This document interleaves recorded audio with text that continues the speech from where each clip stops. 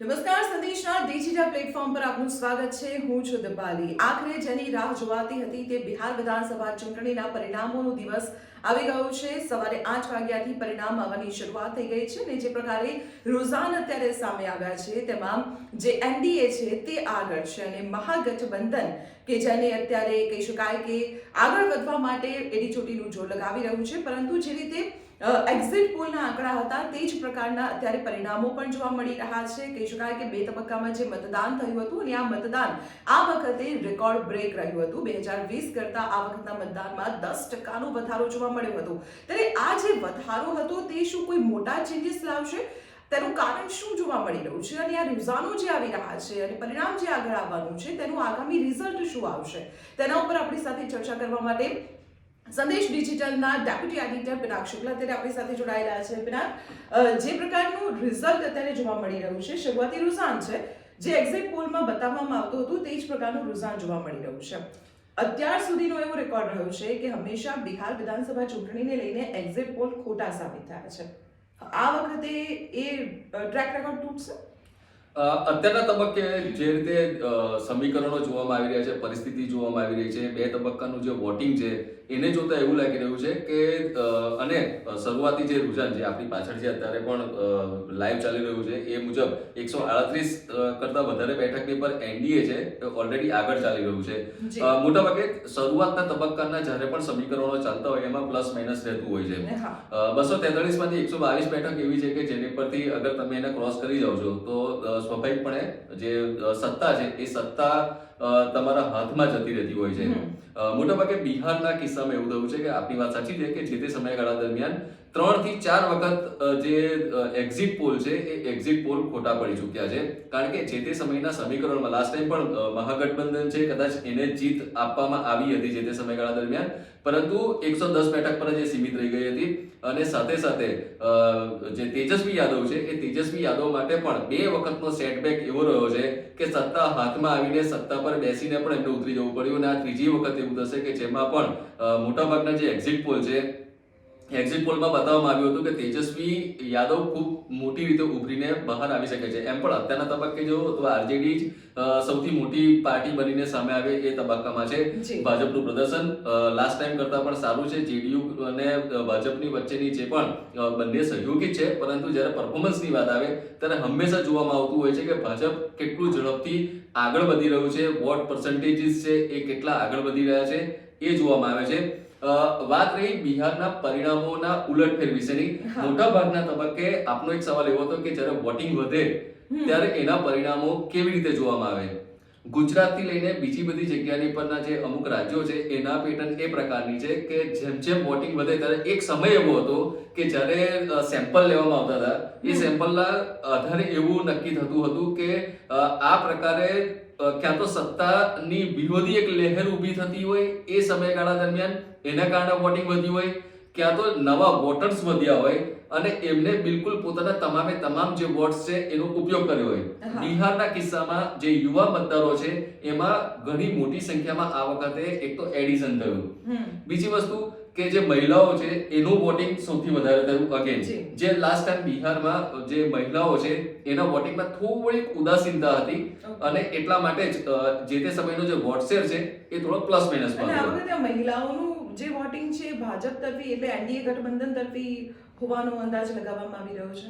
અંદાજો એટલા માટે છે કારણ કે જે સરકાર દ્વારા નીતિશ દ્વારા લાસ્ટ જે છેલ્લા એવું કહી શકાય કે અડધી મિડ ટર્મ પછી જે મહિલાઓને માટેની જે વિવિધ યોજનાઓની શરૂઆત કરવામાં આવી, અમુક જે કેસ જે આપવા માટેની વાત હતી, સાથે સાથે તેજસ્વી યાદવે એક પ્રકારે જે લાસ્ટ ટાઈમે એ રીતે અંદર એન્ટર થવાની કોશિશ કરી કે એમની સરકાર દ્વારા પણ મહિલાઓને મોટી એક રાશિ ફાળવશે. જે મતદારો છે ખાસ કરીને યુવા મતદારો કે જે લોકો શિક્ષિત છે પરંતુ જેમને રોજગારી નથી મળી રહી એને આકર્ષવા માટેની યોજનાઓ છે. આ બધી જ વસ્તુઓને જોતા અને ખાસ કરીને મહિલાઓ દ્વારા આ વખતે જે એક્ઝિટ પોલમાં બતાવવામાં આવ્યું છે એ પ્રકારે જે વિશ્વાસ છે એ નીતિશ સરકારમાં બતાવવામાં આવી રહ્યો છે. મોટા ભાગના કિસ્સામાં પણ એવું છે એક જે લાસ્ટ ટાઈમનું એક જે પૃથક્કરણ જે જોવામાં આવ્યું હતું મહારાષ્ટ્રમાં પણ આ પ્રકારે જોવામાં આવ્યું હતું કે જેમાં જે તે સમયગાળા દરમિયાન સરકાર દ્વારા યોજના મૂકવામાં આવી. એ યોજના મુકાતા પહેલાથી જ પૈસા આપવાની શરૂઆત કરી દેવામાં આવી હતી અને એમનો બેનિફિટ મળતો થઈ ગયો હતો. મોટાભાગના કિસ્સામાં એવું થતું હોય છે કે બેનિફિટ અગર પાછળથી મળવાની વાત હોય એ ક્યારે કોઈ એક્સેપ્ટ કરતું નથી. ઓકે. બિહારના કિસ્સામાં પણ એવું છે કે મહિલાઓને પૈસા મળતા થઈ ગયા છે અને એટલા માટે જ એમનો વિશ્વાસ અત્યારના તબક્કે સરકારમાં ગોઠવાયો છે. દેટ મીન્સ કે એક હવે નવી પેટર્ન એવી શરૂ થઈ છે કે પહેલા મળતું થાય પછી જ લોકોને વિશ્વાસ આવતો થાય છે, મતદારોને વિશ્વાસ આવતો થાય છે. ઓકે. 2020 નો તમે જે બેઝિકલી જે તે સમયગાળા દરમિયાનનો એક એમનો મેનિફેસ્ટો હતો એનડીએ નો અને સામે જે મહાગઠબંધન છે એનો, એમાં પણ આ જ બધી વસ્તુઓની પર ફોકસ હતું. આ વખતનો જે મેનિફેસ્ટો છે એ મેનિફેસ્ટો પણ એની પર જ ફોકસ કરવામાં આવ્યો છે કે જેથી કરીને જે મહિલાઓ છે, યુવા મતદારો છે, શિક્ષિત મતદારો છે, ખેડૂતનો એક વર્ગ છે, જ્ઞાતિવાદી સમીકરણો છે, આ તમામે તમામને એ રીતે ફોકસ કરીને લેવામાં આવ્યા છે કે જેથી કરીને બિહાર ઇલેક્શન પર આ તમામે તમામની અસર રહે. એટલે એવું કહી શકાય કે જે યુવાઓ અને મહિલા મતદારો છે તેમનું મતદાન વધવા પાછળ મેનિફેસ્ટો જે જાહેર કરવામાં આવ્યો હતો તેમાં મહિલાઓમાં જે લખપતિ દીદી યોજના છે કે પછી યુવાઓ માટે ખાસ કરીને કે જે કોરોના કાળ પછી બિહાર માટે એક મોટો પડકાર હતો યુવાઓની રોજગારી, અને આ રોજગારીના મુદ્દા ઉપર બંને ગઠબંધન દ્વારા બહુ મોટી મોટી જાહેરાતો કરવામાં આવી છે.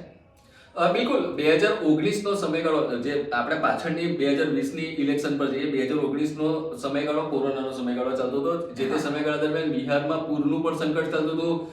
મોટા ભાગે મોટા પ્રમાણમાં ગુજરાતમાંથી અને અલગ અલગ જગ્યાની પર જ્યાં જ્યાં જે બિહારી મજદૂરો છે, બિહારી જે રોજમદારો હતા, એ તમામે તમામ માઇગ્રેટ થઈને પોતાના જે પ્લેસ છે ત્યાં પહોંચ્યા અને એ સમયગાળા દરમિયાન એમને ખૂબ જ જે મહેનત છે, ખૂબ જ સંકટ સહન કરવું પડ્યું હતું. ઘણા બધા લોકોએ તો ચાલતા જવું પડ્યું હતું. એ સમય કોરોનાનો ચાલતો હતો. એવા સમયગાળા દરમિયાન તમામે તમામ જ્યારે નીતિશ સરકારને પાસેથી જેમને રોજગારીની માંગ કરી ત્યારે સરકાર નિષ્ફળ ગઈ હતી એ જે રોજગારને પૂરો પાડવા માટે, અને ત્યાર પછી સત્તાની એક જબરજસ્ત વિરોધી લહેર પણ ઊભી થઈ હતી અને એવું લાગી રહ્યું હતું કે કદાચ 2020માં જ્યારે ઇલેક્શન થશે ત્યારે નીતિશની સરકાર બેસે એવી કન્ડિશન બિલકુલ લાગતી નથી. તેજસ્વી યાદવ માટે પણ સેટબેક એ જ હતો કે 2 વખત એ બિલકુલ સત્તામાં બેસીને પછી એમને સત્તામાંથી ઉતરી જવું પડ્યું. અને આ ત્રીજી વખત એવું થશે કે જ્યારે મહાગઠબંધન કોંગ્રેસનું જે અત્યારનો તબક્કાનો જે રોલ છે એટલો બધો સપોર્ટિવ મહાગઠબંધનના રોલમાં ભલે છે પરંતુ એટલો બધો રહ્યો નથી. તેજસ્વી યાદવ એટલે કે આરજેડી ના બળની પર પૂરી આખી વસ્તુ છે. અને જે બીજી જે જન સુરાજ પાર્ટી છે તો એ પણ એટલું બધું જે તબક્કાનું જે પ્રદર્શન કરવા માટેની વાત હતી એ પણ આ બિહારના ઇલેક્શનમાં જોવા મળી નથી. ટૂંકમાં ટફ ફાઇટ ગુજરાતમાં કેવી રીતે કોંગ્રેસ અને ભાજપ વચ્ચે છે એવી રીતે બિલકુલ આરજેડી વર્સિસ સીધું એનડીએ એટલે કે બીજેપી અને જેડીયુ થઈ ગયું છે. એ પ્રકારનું અત્યારના તબક્કે જોવા મળી રહ્યું છે. યુવાઓને સૌથી વધારે આકર્ષવા માટેની વાત તેજસ્વી યાદવે કરી છે. બહુ જ એગ્રેસિવલી એમને જે કહી શકાય કે પ્રચાર કર્યો, સોશિયલ મીડિયાના માધ્યમથી પણ બિલકુલ છવાઈ ગયા હતા. એક્ઝિટ પોલમાં પણ એટલા માટે જ કહેવામાં આવ્યું હતું કે યુવાનો આ વખતે સૌથી વધારે વળશે તો એ આરજેડી તરફે વળી શકે છે. પરંતુ એનડીએ માટે સૌથી મોટી વાત એ થઈ કે અગેન મોદી બ્રાન્ડમાં વિશ્વાસ, નીતિશ સરકારની અમુક જે નીતિઓ છે એમાં મહિલાઓએ વિશ્વાસ મૂક્યો, અમુક ખેડૂતોએ વિશ્વાસ મૂક્યો, જ્ઞાતિવાદી સમીકરણો એ પ્રકારના રહ્યા અને યુવાન જે નવા ઉમેદવારો જે મતદારો એડ થયા એમાંથી ઘણો બધો મોટો જે ભાગ છે એ એનડીએ ને તરફેણમાં ગયો અને એના તબક્કે અત્યારે જે રુઝાન જોવા મળી રહ્યા છે 141 જે અત્યારે કરંટ હું જે આપણે બતાવી રહ્યો છું એ પ્રમાણે મહાગઠબંધન 95 છે, એનડીએ 141 છે, 243 ટોટલ બેઠક છે એટલે કે 122 ને તો એનડીએ બિલકુલ ક્રોસ કરી. એટલે કહી શકાય કે જે એક્ઝિટ પોલના જે આવ્યા હતા તે પ્રકારે જે રિઝલ્ટ સામે આવી રહ્યું છે. આ પહેલો પડાવ છે બિના કહી શકાય લડાઈનો. બીજો પડાવ તો હવે ત્યારે આવશે કે જ્યારે રિઝલ્ટ આવી જશે અને મુખ્યપ્રધાન પદના ઉમેદવારની જાહેરાત કરવી પડશે. કારણ કે કોંગ્રેસ અને આરજેડી વચ્ચેનું જે ગઠબંધન છે મહાગઠબંધન તેમાં તો ક્લિયર છે કે તેજસ્વી યાદવ મુખ્યપ્રધાન પદનો ચહેરો છે, પરંતુ છેલ્લી ઘડી સુધી એનડીએમાં મુખ્યપ્રધાન પદના ચહેરાને લઈને ગડમથલ જોવા મળી અને છેવટે ભાજપને કોઈ મજબૂત ચહેરો નીતિશ કુમાર સિવાય કોઈ દેખાયો નહીં અને છેવટે નીતિશ કુમારને જાહેર કરવા પડ્યા. હવે પરિણામો જે આવશે તેમાં બીજેપી અને જેડીયુ વચ્ચે પણ એક લડાઈ ચાલી રહી છે કે બંનેમાંથી વોટશેર કોના વધારે આવે છે, બેઠકો કોને વધારે મળે છે. જો ભાજપને બેઠકો વધારે મળે છે તો મુખ્યપ્રધાન પદના ચહેરાને લઈને ફરી સમીકરણો બદલાય તેવી કોઈ શક્યતાઓ લાગી રહી છે? અત્યારના તબક્કે તો બિલકુલ એવું એ સમીકરણ એટલા માટે અસ્થાને છે કારણ કે બેઝિકલી ભાજપ જ્યારે પણ પાર્લામેન્ટરી બોડી બેઠક થતી હોય છે એમાં આ પ્રકારની જે ડિસિઝન છે એ હંમેશા લેવામાં આવતો હોય છે.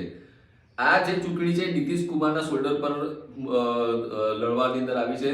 હા, જે તાકાત છે એ અમિત શાહ, જેપી નડ્ડા, ખુદ પીએમ નરેન્દ્ર મોદી, રાજનાથસિંહ થી લઈને તમામ જે ટીમ છે ભાજપની કોર ટીમ છે એ કોર ટીમે ભેગી મળીને લડી છે. એ આખી વસ્તુ અલગ છે. પરંતુ જે ચહેરો જે છે એ ચહેરો સ્થાનિક જ રાખવા માટેની જે સ્ટ્રેટેજી છે એ ભાજપે રાખી મૂકી છે. નીતિશ કુમારે જે તે સમયગાળા દરમિયાન સપોર્ટ આપ્યો છે લોકસભાના સમયગાળા દરમિયાન, અને કદાચ મે બી બની શકે કે એ જ વસ્તુને આગળ ધપાવીને એ જ વસ્તુનું સાટું વાળીને પણ ભાજપ ઘીના ઠામમાં ઘી પાડી રાખશે બિહારમાં, એ વસ્તુ નક્કી છે. એક્ઝિટ પોલ નું અત્યાર સુધીનું જે લેટેસ્ટ જે હું તારણ જોઈ રહ્યો છું એ પ્રકારે કદાચ જો કટ ટુ કટ ચાલતું હોતે તો ઘણો મોટો ઉલટફેર કદાચ હજુ વિચારી શકતે. પરંતુ અત્યારના તબક્કે જે જોવામાં આવી રહ્યું છે એ થોડી બેઠકના પ્રમાણમાં અને બીજી બધી રીતે પણ ઘણું વધારે આગળ એનડીએની લીડ વધારે આગળ જોવામાં આવી રહી છે. જો કે 243 બેઠક છે અને જે કાઉન્ટિંગ સેન્ટરોથી લઈને જે વોટિંગ પેટર્ન છે એ પેટર્નને આધારે એવું લાગી રહ્યું છે કે ખૂબ ઝડપથી રિઝલ્ટ સામે આવી જશે એવું લાગી રહ્યું છે અત્યારના તબક્કે. અને સૌથી મોટી વાત એ હતી કે ભાજપે ખૂબ એડવાન્સમાં મીઠાઈઓ બનાવીને એની તૈયારી કરી રાખી હતી. ઓકે, એટલે પહેલેથી કોન્ફિડન્ટ હતા. અને જે તેજસ્વી યાદવના પક્ષના પણ ઘણા બધા અમુક બાહુબલીઓ એવા છે કે જેમને પણ પોતે પણ મીઠાઈઓ બનાવી રાખી છે. એટલે બધાને પોતપોતાની જે હેસિયત છે એ બિલકુલ ખબર હતી કે બિહારમાં કેવી રીતે થાય. બિહારમાં હંમેશા બાળાબાળનું એક રાજકારણ રહેતું હોય છે અને જ્ઞાતિવાદી જે સમીકરણો અને જ્ઞાતિવાદી રાજકારણ છે એ ખૂબ જ મોટા લેવલ પર ચાલતું હોય. યુપી પછી બિહાર એક સત્તાના કેન્દ્રનું એક એવું એક વર્તુળ છે કે જ્યાં ઘણા બધા મોટી સંખ્યાની અંદર જે રાજકારણીઓ છે એને ઊભા કરવા માટેનું શ્રેય છે. જે જગ્યાએથી સ્કિલ પ્રોડ્યુસ થતી હોય છે, જે જગ્યાએ સિવિલ સર્વિસીસ ના જે મોટા મોટા જે અધિકારીઓ છે એ નીકળ્યા છે.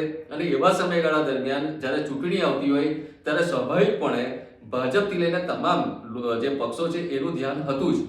અને આ વખતના ચૂંટણી ઢંઢેરામાં પણ ભાજપે એઆઈ, સ્કિલ ડેવલપમેન્ટ, મહિલાઓને પ્રોત્સાહન આપવું, વીજળીના 125 યુનિટ સુધીનું ફ્રી કરી નાખવું, ઇન્ડસ્ટ્રીઝ ડેવલપ કરવી, ઔદ્યોગિક કૌશલ્ય કેન્દ્રો ઓપન કરવા, આ તમામ એટલે કે જે ઇન્ડસ્ટ્રીયલાઇઝેશન જે છે એને ઊભું કરવા માટેનું અત્યારે સૌથી મોટામાં મોટો મેનિફેસ્ટોની અંદર કારણ આપ્યું હતું. તેજસ્વી યાદવે હંમેશા કીધું છે કે ગુજરાતમાં ઉદ્યોગો નખાવવા અને મત બિહારમાં પડાવવા એ નીતિ હવે નહીં ચાલે.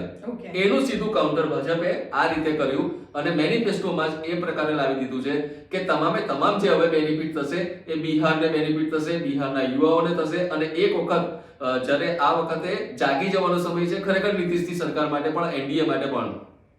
વોટ્સએપ હંમેશા વધતો રહે એ અલગ વસ્તુ છે, પણ જ્યારે મહાગઠબંધનની રીતે જ્યારે એક સાથે 4-5 પાર્ટીઓ ભેગી થઈ જતી હોય અને એવા સમયગાળા દરમિયાન તમારા હાથમાંથી સત્તા જતી રહેતી હોય ત્યારે તમામ જે તમારા નક્કી કરેલા જે ગોલ છે એ ગોલ હંમેશા પાણીમાં જતા હોય. આ વસ્તુ ખુદ પીએમ મોદીએ ફેસ કરી છે, જોઈ છે.